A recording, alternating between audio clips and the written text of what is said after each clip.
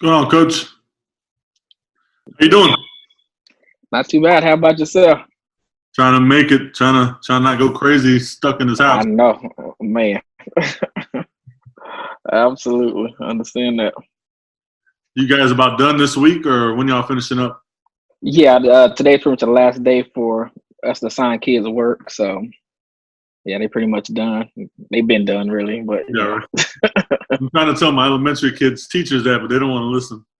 I know. Listen, I don't know what's gotten to the elementary teachers, but, man, because I have two elementary age kids, and I'm like, and I'm a teacher. I'm like, this is too much. Yeah. My daughter's like, today's like the last day of school. We never do nothing on the last day of school. I said, well, you got something to do today, so All right. let's say I'm sorry. How long have you known Coach Hastings? I've been knowing Coach Hastings maybe 10 years. Yeah, too long. What's she driving? Hey, Coach. How you doing, Coach? I'm doing great. I didn't think I was going to be this busy today, but I am. It's okay. It be that way. Are you driving, or are you the passenger? No, I'm a passenger. Oh, okay. Still. Why I see a crutch in the back seat? Who got hurt? Oh, we had a little technical difficulties. Terrence had a little technical difficulties. Who better? Who didn't cross Terrence over? You're talking about that ain't happening. I feel like they ain't never stopped. He ain't be working my babies to death. See him in the driveway and at the park and getting after it. Yeah. We on our way to the hill right now. Yeah, they about to go run there we hill go. right now. Where's that hill at? It's a big hill. Where's it at? It's on the east side, right? Yeah. Willie Heights Sportsplex. Okay. Well, I don't want to keep you guys too long. And I know you're kind of busy, Coach Hastings. But I appreciate y'all taking some time out to talk and hang out a little bit. So first off, with this whole COVID deal, what have y'all been doing? Stay busy, stay in a routine. Are you talking about just us personally, or with? Yeah, just personally. Personally, shoot, we talked a little bit earlier. Like since the COVID, like we just been doing like family workouts. Like before we got to go any places, like we doing family workouts in the yard. Like basically, Terrence brought the whole gym home. So like my living room was looking a hot mess because they had nothing but gym equipment in there. We went and got a goal. So like our kids hadn't stopped working out, and I mean we would work out with them as well. So that's what we've been doing. I mean, it hasn't really had a major effect on us because we're homebodies, and I mean we love our family, so it's good for us. Like it hasn't been bad. Like it hasn't been like a burden, like, oh, I want to get away.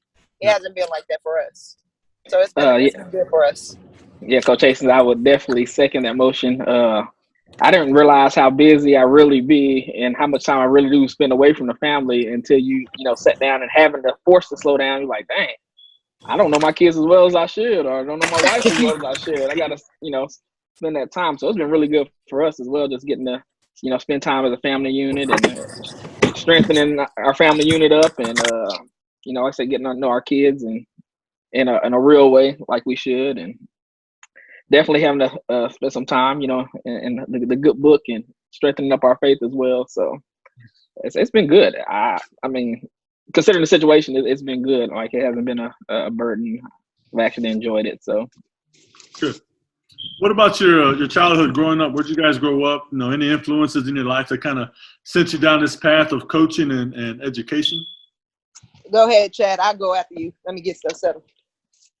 So I grew up in a small West Texas town called Crane, Texas. In West Texas, in the Odessa Midland area, town of about 4,000.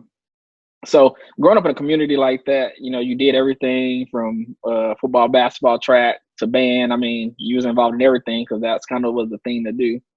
So, growing up, I was raised by my grandma.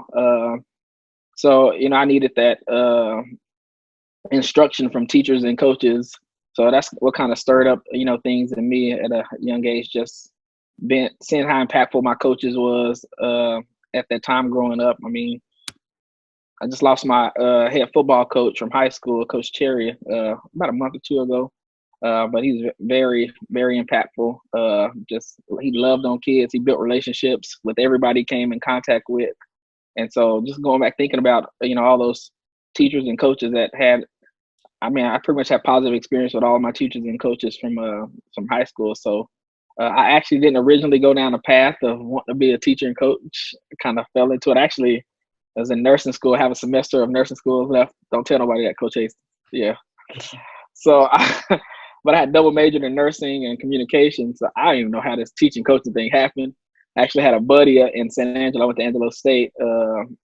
And he was coaching in Del Rio, and he was like, "Man, you already finished a degree. You can finish that later. Man, come try it for a year or so." So went into Del Rio, Texas. Had never heard of it prior to meeting him, and tried the coaching thing out, and found out I was a little bit successful at it. I was like, I guess I might stick with it for a little bit, but just seeing the impact you was able to make with people in general, not even just the student athletes, but just people in general, was exciting for me, and just realize that I can help somebody, go down a path that they should go down rather than, a path that they shouldn't, kind of intrigued me. So I kind of stuck with it. And I don't understand how coaches coach without having relationships. And some coaches feel that way. Like, oh, it's a 9 to 5. I don't know what world they live in, but it's not a 9 to 5. It's 24 hours, 7 days a week, 365. But I think that's the most successful coaches. I feel they have great relationships with not only their student athletes, but with the coaches that they may coach with and with everybody. So I just think relationships are huge in the coaching world to successful coaches. I don't know how you separate the two. I know some coaches think you can, but I just don't know how you separate the two. Agreed. So, Jason? Yeah. As far as for me, I grew up on the east side. I'm from San Antonio. I went to Sam Houston High School. I'm a Cherokee, not a Hurricane. I had some great influences in my life. Sorry, guys, I'm about to get settled right now. I had some great influences in my life. I was raised by my grandmother, who I definitely was a great influence in my life. She's a strong Black woman, and she definitely directed me in the way to go. And she's just awesome. I mean, I'm getting teared up talking about my grandma. So, but as far as my coaching, Coach Phyllis saying she was my volleyball coach at Sam Houston, and I feel like a lot of my coaching style came from her. She was like no nonsense, tough love, but let us know like she cared about us, loved us, wanted the best for us. She actually wanted me to go to Texas to play volleyball, but I chose to go and play basketball because, I mean, basketball is my passion. Yes, I love volleyball, but basketball is my passion. At first I wanted to be a lawyer when I went to college, but after my freshman year when I hurt my knee, Coach Conrad was talking to me, just telling me, trying to motivate me. And she was like, I don't want you just sitting on the sideline, just, thinking you're just an injured player. Like, you need to be like another coach on the floor. And I'm like, oh, okay, whatever. But once, like, she told me that and I started thinking about it, I'm like, man, like, this is what I really want to do. So I think that definitely inspired me to want to coach and get the passion for coaching. Also, Coach Conrad was a great role model for me at UT, as well as Karen Aston, as my coaching style and coaching philosophy and techniques of things that I do. I mean, they're still great mentors to me today. And I'm going to agree with Chatman as far as relationships. You have to develop relationships with your kids, get on their level.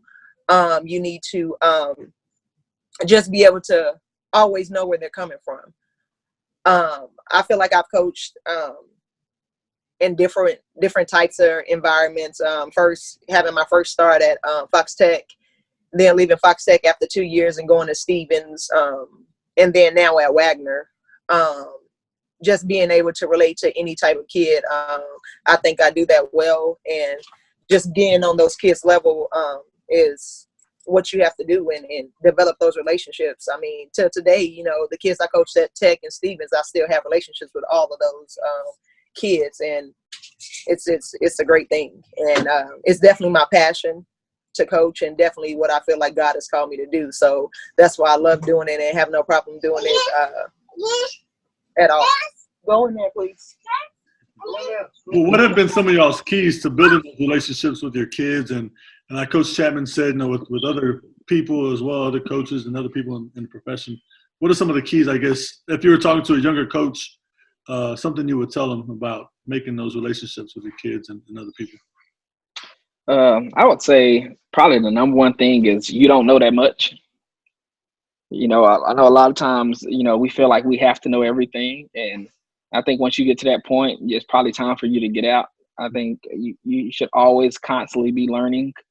So when you come with that attitude or that spirit of always wanting to learn, it comes with a bit of humility. So you stay humble, no matter you have the best team or the worst team, or, if you're the best coach or the worst coach, it's coming from that place of humility helps you to build relationships with people in general, because you always feel like it's something you can take from somebody. Or when I say take, I mean learn from somebody instead of thinking you know everything. So that's probably the main thing I would say is you have to stay humble and realize that you don't know as much as you think you do, and you're always trying to learn. I agree with Chatman on that. Always willing to learn and take advice. My thing, I was a young head coach. I was a head coach at 23 years old, and just getting advice from other people, wisdom, from people that you believe in. And also something I would tell somebody that's like trying to be a head coach that's young, use your assistants. Like, don't make them feel like they aren't a part of your staff. Like, make them feel like they're a part. Like, I tell my assistants all the time, this is all of our teams. All of us are the head coach. Like, give me your input. Yes, I ultimately have the final decision, but I need your input. Like, I need your help. Like, this is just not me. This is just not my program. This is our program. Make your assistants feel like they're wanted and they're needed, and that'll take you a long way. And what about with your kids? How do you guys go about building those relationships? As far as me, I have an open door policy for my kids. I mean, my kids text me whenever. I don't care what time it is. Like, text me, call me, whatever you need. Open door policy.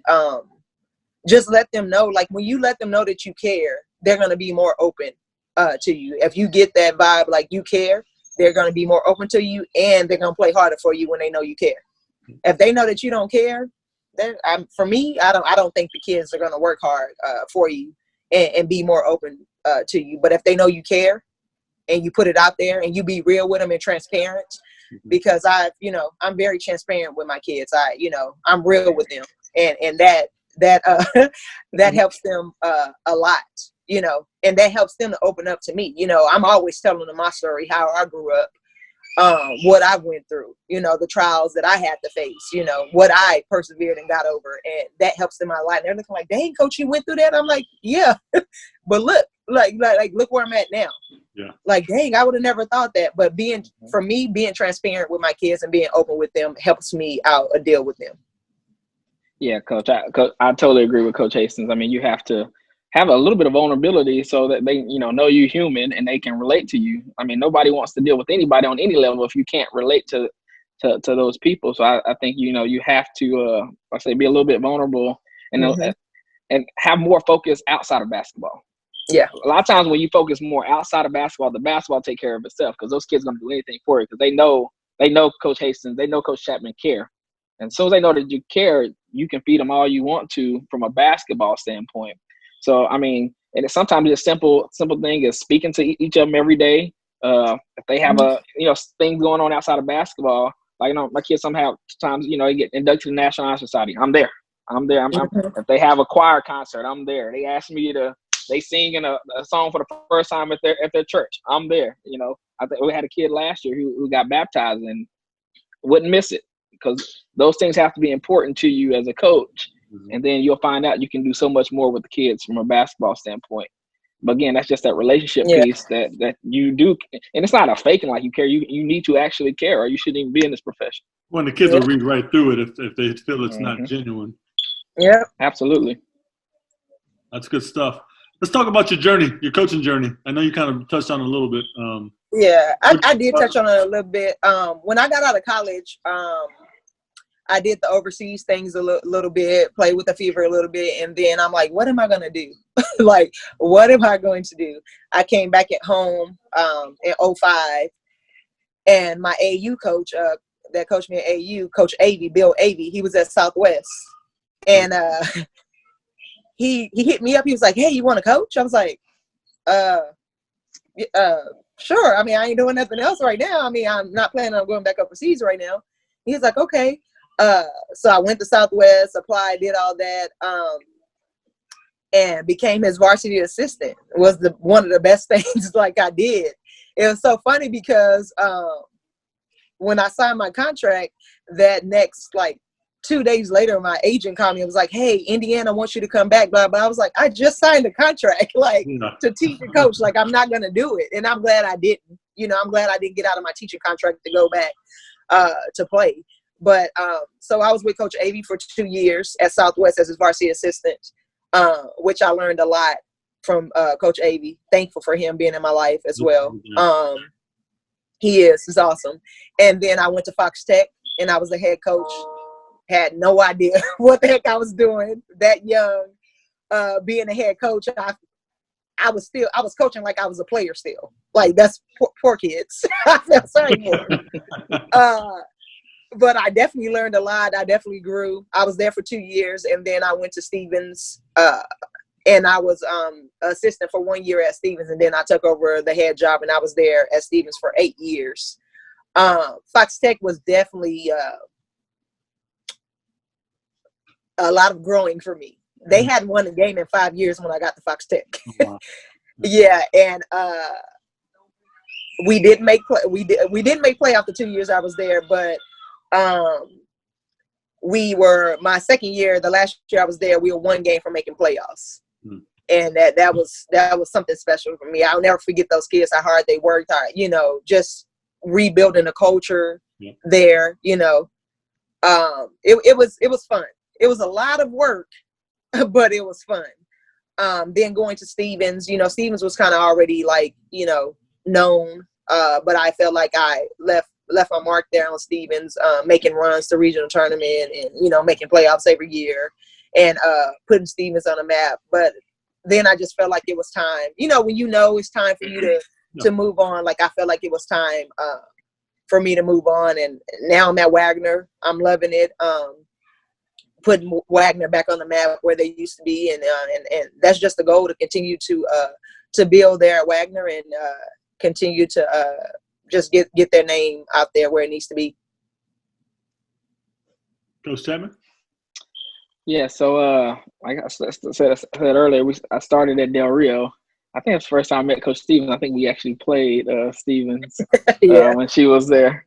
But when I was at Del Rio, I was an assistant. I was actually on the guys side, and it was kind of a unique thing in Del Rio, being a smaller community. I actually did varsity football, basketball, and track as an assistant. Oh, man. My entire time there. I was driving myself crazy, I'm sure, but it's all I knew. So it didn't seem that big of a deal because, like I said, growing up in a small community, that was all you knew anyway, was just to keep grinding the whole time. So I think it actually really helped me. I moved from the guy side to the girl side in basketball as the varsity assistant under Coach Jim Jost, who was a phenomenal coach. I learned so much under him. It was a great experience. And, Del Rio's not a place who had a lot of, rich history and winning in the various sports, but we was able to do some special things there. And it's kind of like Coach Hastings started at Fox Tech, teams that, they don't, in people's mind, don't belong playing, in San Antonio or playing with the better teams at that time. So we was actually able to compete at that level. And it was funny because I had football coach Steve Hoffman, who also another great mentor of mine. He's at the New Johnson School in Buda. They actually would rearrange football practice so I could leave football practice to go to basketball practice. So it was I was on the offensive side, so we would do offense first so I could make basketball practice. And it probably was a good and a bad thing kind of for the girls because I would come with that same football intensity to with the girls. So I was like, man, what is wrong with Coach? They would say I was bipolar all the time because they said Coach loves us off the court, but on the court, I don't know what be going on.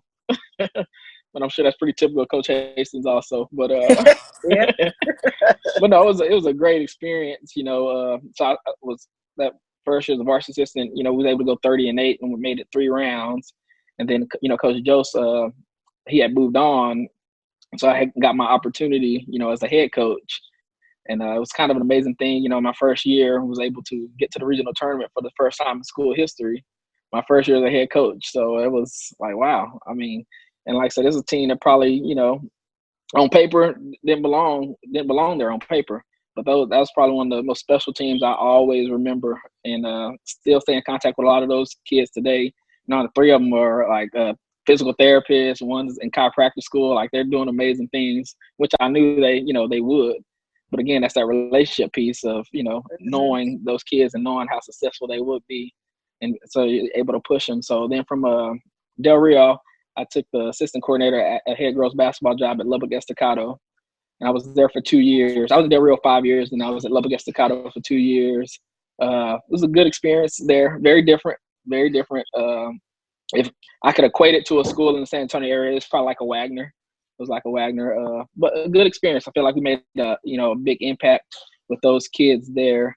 Was able to do some good things there as well. And while I was there, I was that close to Canyon, Coach Lombard, so I would drive up and go visit with him and see how he do. I mean, somebody win that many state championships and Hall of Fame coach. You're that close. You have to.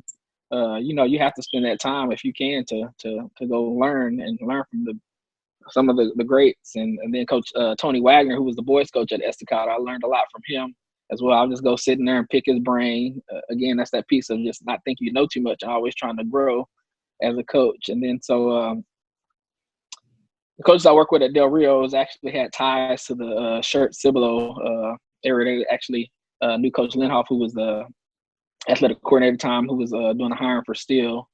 And I'm sure I know they interviewed a lot of great coaches, and on paper, I don't know if I even deserved the job at the time, but when God has a plan, He has a plan. So I was able to get the job at Steele. First year, going to a job like that, taking over for a great coach like Coach Kerry Wallace. Expectations are high. I put those high expectations on myself. Like you got to come here and win. It's not going to be you can't come here and so after year 1, I think went 20-14. I was like it's kind of eye opener. Like, hey, you got to get it done. So. Like I said, I would constantly just grind with the kids and build those relationships. And, I would go support them at the AAU game so that they knew that, coach, that was new for them in their mind. It's like, dang, coach is at everything. And so they seen that I care. So I was able really to push them. And, in year 2, we already go play for a state title and, go on a 30-game winning streak. That's in year 2, which was, was a good thing. But, again, it all started from that relationship piece. And so still there, still at Steele, still enjoying it. I think it was a match made in heaven. Show hate that, we got Wagner back in our district now, so I got to deal with Coach Hastings. Great on a personal note, but playing against I don't know about all that. But, no, we have some really great coaches in our district. So, usually the team come out of our district, and you're definitely ready to go play for a state title because you didn't have to fight to get there. So that's kind of been my coaching journey thus far. How many years have you been at Steele? I've been at Steele 6 years now. I'm going to my 7th year. Gotcha. Let's talk a little bit about best players, high school players that you've ever seen play live. Whether you coached them or just coached against them or just seen them play. I guess I can start there. Being in our district, I legitimately think, our district is one of the toughest in the state. And so it's a number that come to mind that, I've coached against or actually got the opportunity to coach with like a Desiree Caldwell that's at USC now. Nalissa Smith, who just won a national championship last year with Baylor. Mm-hmm. Kiana Williams, who's at Stanford, who, had her team at number 1 at a point this year. And you got Amber Ramirez, who averaged like 1 million points in high school. So we've seen I've seen some really great basketball players. And then Kyra Lambert as well, who was at Duke, who's now going to Texas. So those are some that, come to mind, players that I've seen or coached against. For me, I mean, just, being in San Antonio, growing up in San Antonio, and just being here for a while, majority of my life, besides being at school and playing overseas. But I would definitely say there's a girl named Erica Donovan that played at John Jay. Was tough, as I had to play coach against her. Alexis Govan, I coached her when I was at Stevens. I got her. Yeah, Megan Simmons. Megan was tough. You had Elena Gums also with Megan. This is just a lot of great kids. I mean, I'll say Karina, that was at Judson. Kiara White. We have a lot of kids that a lot of great players that came out of San Antonio. I hate to use the word great, so let me just use a lot of good players that came out of San Antonio that played, that I've had the opportunity to coach in AAU as well, and coach against too in high school. But San Antonio has a lot of good quality girl basketball players that came out and that are doing great things. Let me not forget Lanique Brown. She also, went to Wagner. Lanique was very, very tough. We just got a lot of good crop of kids that are good and that can play. Yeah, the more you talk, I'm still thinking about Alexis Brown, who was huge for me, and Tony Anderson, who's still playing at the next level. It's you're right, Coach. It's a ton of great players that we've had come out this area. I know you mentioned Desiree Caldwell, but let's not forget Rasay Caldwell. Rasay, absolutely. You can't have a conversation I have to coach against Rasay, her and Gabby Bowie. Let's talk about look, I'm trying to think back now. Like, let's talk about Georgia. Playing at Georgia. God dang it, why can't I think of Gabby Connolly.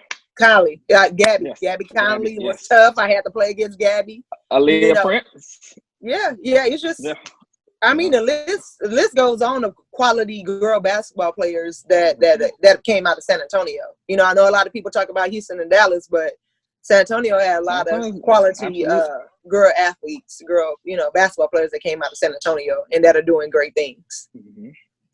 No, it's good. That's a wonderful. I mean, I know most of those names, but not all of them.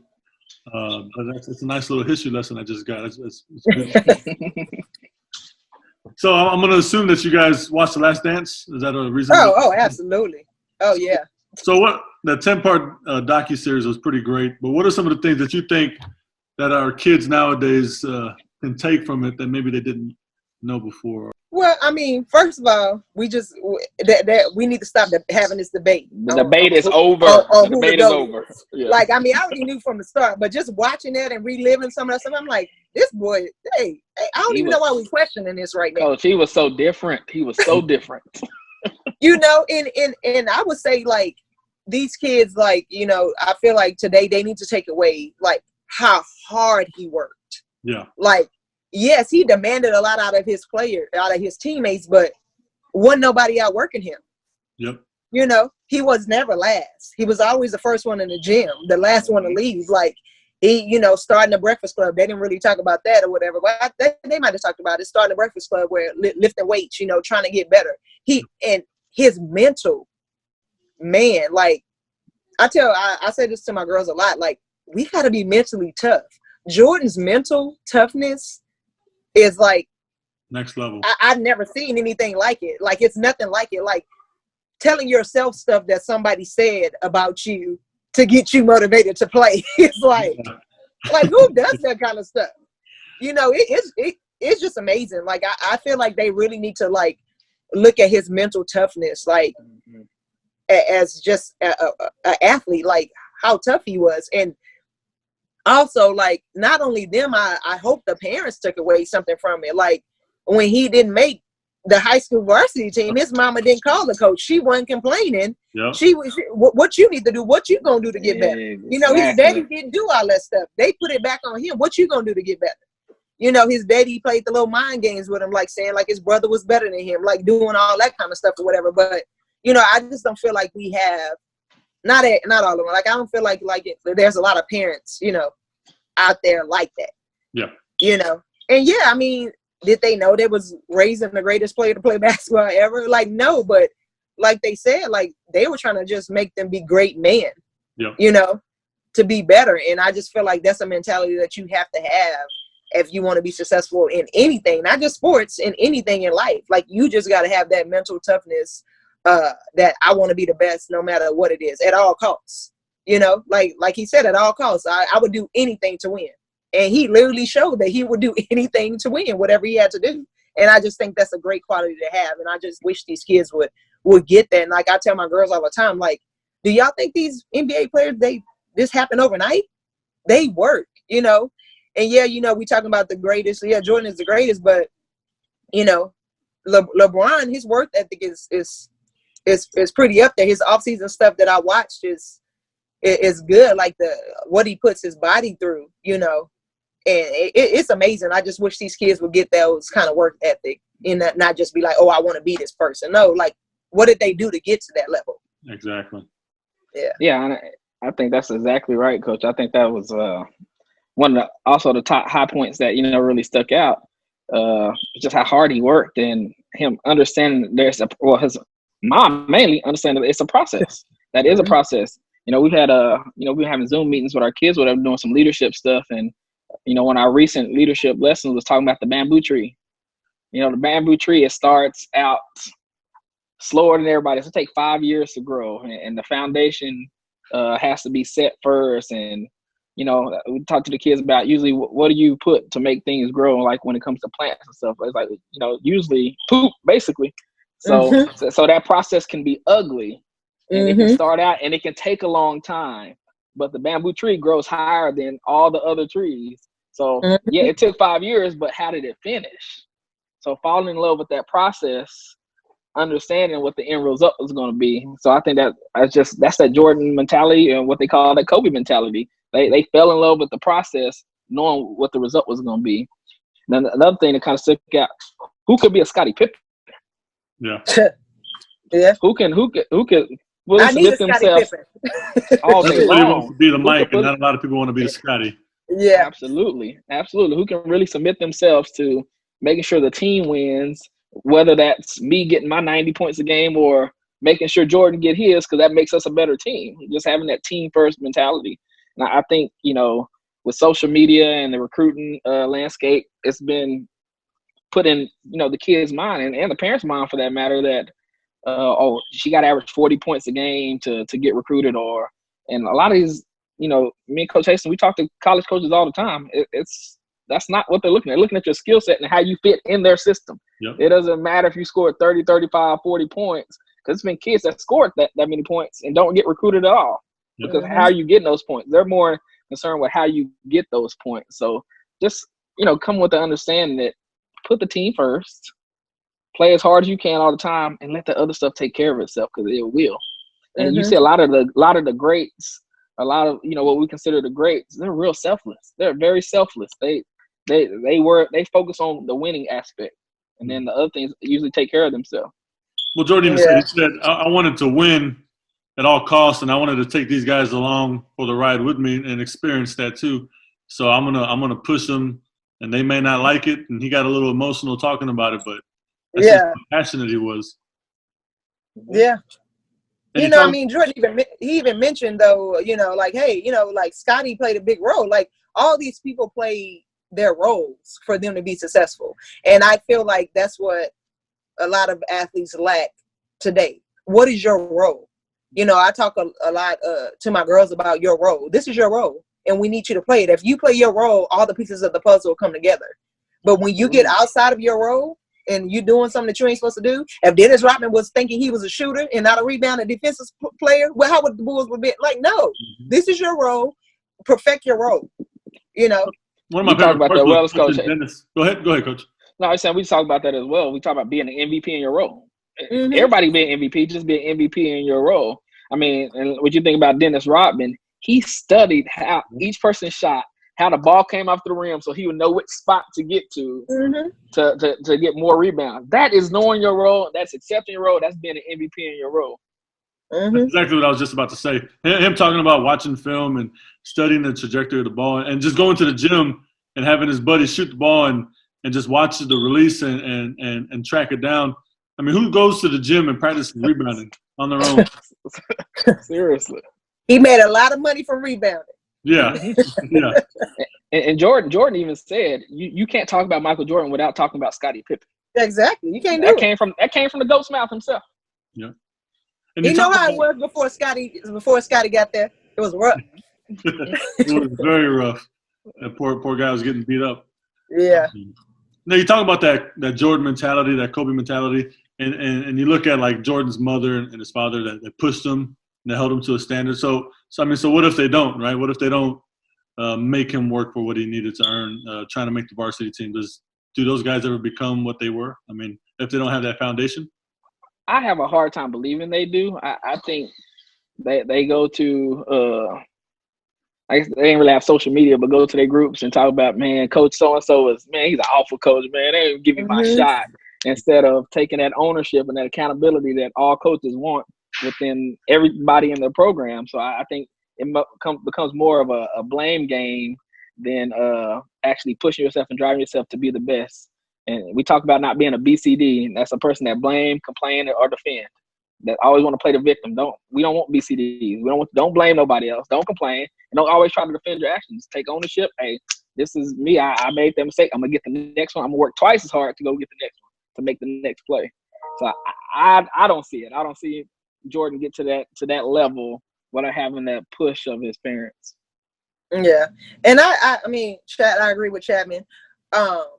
I'm big on self-reflection. Like, reflect, like, see, like, film don't lie. Like, what are you doing here? You know, like, it don't lie. Like, exactly, self-reflection. I feel like that's what Jordan's mom did. Like, when he came home, he didn't make the team. She was like, okay, well, what are you gonna do to fix it? Mm-hmm. Like, what are you gonna do? How are you gonna get better to make the team next year? You know, to reach your goals. You know, you want to quit. But if not, what are you gonna do to fix it? You know, and I don't think that he or Kobe, you know, or all the greats like get to those levels if they didn't have that kind of foundation set. You just can't wake up one morning and be like, oh, this is what I want to do. Like, it's a foundation. It starts when you're young. Mm-hmm. You know, that's how I feel. That's my personal opinion. It starts when you're young. The foundation that's set for it. Like, nothing is just gonna be given to you. You gotta go earn it. And you can tell, like, that saying, how you do anything is how you do everything. So even like Kobe, when he retired and you see him starting to excel and stuff after basketball, but he just had the same mindset on what he was doing. It's just take those same principles and apply it. That's ingrained in them. It's just who they are. But it starts, I think, at an early age too. Mm-hmm. Let's talk.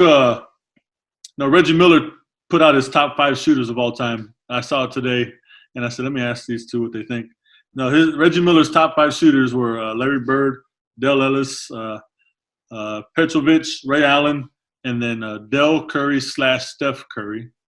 I guess my question is if you think he left anybody off. He left himself off. He did leave himself off. I guess he was trying to be. Did he say Ray Allen? Yeah, he said Ray Allen. Oh, okay. Don't leave Jesus Shuttlesworth out now. That's what he's saying. Yeah, he can shoot that thing. Trying to think of somebody else. Like, that's a pretty good list. I guess your better question is, who would you say is the best shooter of all time? Man, that's tough. So the way I like to think of that question is, if you had to put your paycheck or your life on one of those, on a shooter, who would it be? I think I'd go Steph all day. You got to, right?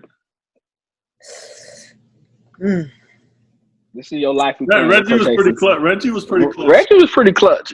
Steph, he clutched from deep, from real deep. And I hate the fact that Ray Allen was clutch against the Spurs. But please don't bring that up. Oh my gosh, that hurt. I mean, Ray Allen.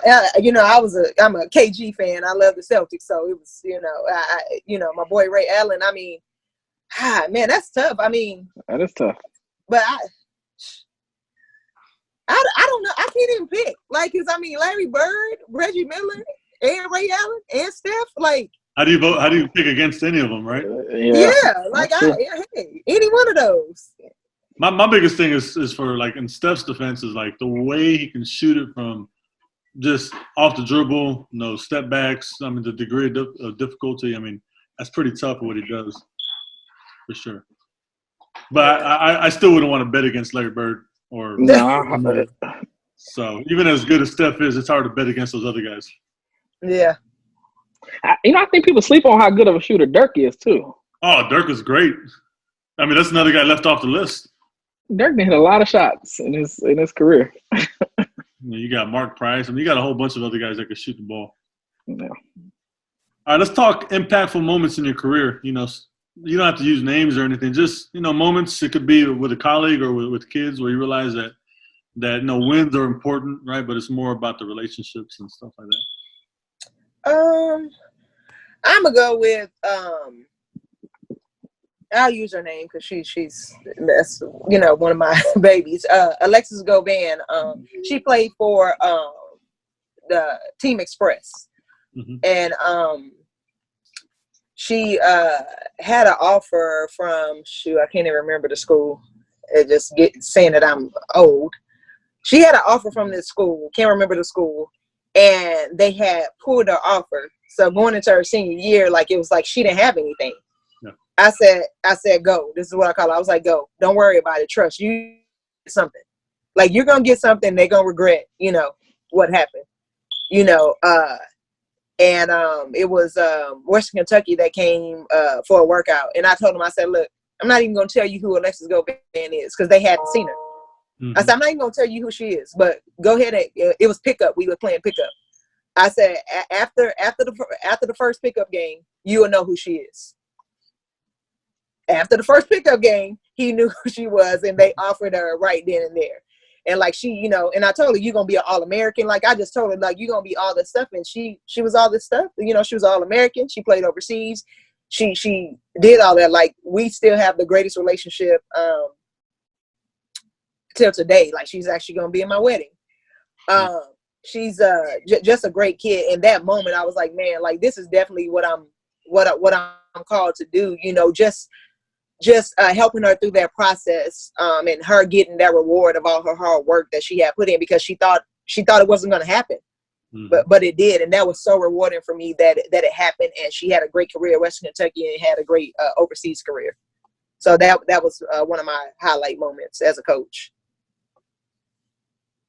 Yeah, I would probably have to go back to that group I had at Del Rio that, I said, wasn't the most talented. I think say one of the most talented, but on paper, they wasn't the 6 feet guards. They wasn't the biggest team. A lot of people said they didn't belong, but just how hard they work and how they persevered, and they just wanted to win, and they would grind. I mean, they would practice all the time. They would get in the little fall leagues on Sunday, drive 2.5 hours every Sunday to fall leagues because they wanted to be better, and just how hard they worked for me. Being a first-year head coach, and some of the uncertainty, and people wondering, should we have given him the job, and how much they just really pushed themselves to make sure that it was a rewarding season, and we had great memories. I mean, I think one of them posted on Facebook a few weeks ago a picture from that season because it was just that special of a season. So that was very impactful and made me definitely want to stay in coaching and feel like something I could do for a long time. But that was I would say a highlight definitely with that group. And like I said, just doing something that hadn't been done before. Like going to the regional tournament was not a thing in girls basketball for Del Rio. So being able to make that accomplishment was it was huge for except for those girls and for me as a coach. And just to give you kind of example what that game looked like, we played Wagner in the regional semifinal, and he had Big Tisha, who was like 6'12", and had my little 5'6" guards trying to guard her. And that was one of the pictures they put in the paper. But just seeing that tenacity, and usually that first round, a lot of coaches, they had become a kind of a running joke, I guess, that it's Valley Week, so they know that first round game was supposed to be an easy game. And then having to go against Coach Camacho and Wagner, and her resume speaks for herself and how tough they are. And I think they thought it was going to be a little bit of an easy game. So us just being able to be in a game and it end up being a 6 or 7 point game. And again, a lot of times they didn't think we belonged. And it was funny because the Wagner fans they kind of, because we sat right in front of their side, they was kind of rooting against us for a minute there, and then all of a sudden they kind of got quiet. I was like, man, this kind of all right. You know, these kids are really working hard, playing hard, and you know, making this a reputable game. So that was kind of a highlight for me. That's good stuff. You know, my favorite things is like, you know, when the kids come back and all that stuff. But check this out. Just thinking about role players and being able to accept the role. I had a kid like 3 or 4 years ago. We had a pretty good team, won a district championship that year. And he was probably the last guy on the bench. But he accepted his role and came to practice and worked his butt off every day.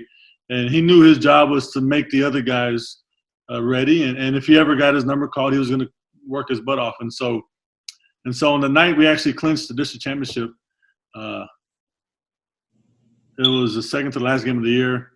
And so we gave him some time, and talk about staying ready. Dude hit 9 threes. Yeah, dude was ready. He hit 9 threes, and the crowd is going crazy. And it was, I mean, I get goosebumps thinking about his face and his parents' face, his dad's face. And then after the game, I mean, they were just like, it was just the greatest day of their life. And just looking at that excitement, man, it was wonderful. I mean, and then, you know, the next game we played our rival, and I said, let me give him a shot. And things kind of went back to normal, and he struggled and started turning the ball over. And I said, oh, okay, no, that magic, phenomenal. that magic's over. But that moment was pretty special for him and his family. And this is a kid that played less than 30 seconds on average per game, but he was just happy to accept his role and be a part of something bigger than himself. And so, and to see that pay off for him was pretty special. Yeah, Coach, I probably got one more. Actually, that one of my seniors this year, you know, she competes in the Special Olympics, and she's been a part of our program the entire time. Never missed a practice, never missed a game. I mean, she gives you everything. I don't coach her any different. Probably coach her even harder, and she just loves it, and just a great example of what a student athlete should be. But you know, usually we'll put her in, you know, like the end of a game or so. And I swear to you, every game we put her in, she would go and hit a 3. She could just flat shoot the ball. She would go hit a 3 every single game. Yeah. And so it was like we won a state championship every time we put her in, because the kids would go crazy, the crowd would go crazy, and that was special. You're thinking of, you know, over the last 4 years having her and just how special that kid is, and you know, she went in on senior night, and they, you know, usually let her get a shot off. No, they wouldn't even let her get a shot off. She somehow got caught it in the corner, hand in her face, she throws it up, nothing but that. I'm like, everybody just go crazy. So just, you know, having those special moments with kids like that, you know, didn't have the opportunity maybe to, you know, play in a regular situation, but just persevered no matter what, and then just really fought. You know, those are moments that you take away, and that makes you keep going as a coach. Also stuff that your other girls on the team probably learned a lot from that experience as well. Absolutely. You can't say nothing to her. Everybody got her back real quick. Well, I mean, that's all I got for today. I wanted to say thank you guys for taking the time out to hang out, talk life, talk hoops, and hope you guys are staying safe during this crazy time. Yes, sir. Thank you for the invite, Coach. Oh, for sure. Absolutely. You guys have a good day. Y'all too. You as well. Terrence, I always see video of the kids working out. I never see him running the hill. hey, he got a little knee injury. Can't run now. We'll see you guys. All right. All right. Y'all take care.